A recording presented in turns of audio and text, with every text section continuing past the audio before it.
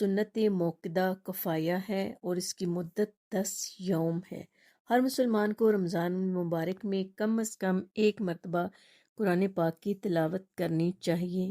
حضرت ابو ہریرہ رضی اللہ عنہ فرماتے ہیں، نبی اکرم صلی اللہ علیہ وسلم کے سامنے ہر سال رمضان میں ایک بار قرآن پڑھا جاتا۔ جس سال آپ صلی اللہ علیہ وسلم نے وفات پائی، آپ صلی اللہ علیہ وسلم کے سامنے 2 بار قرآن مجید ختم کیا گیا۔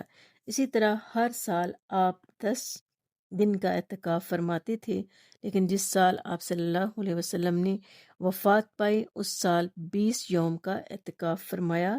اسے بخاری نے روایت کیا ہے۔ اعتکاف کے لیے فجر کی نماز کے بعد اعتکاف کی جگہ بیٹھنا مسنون ہے۔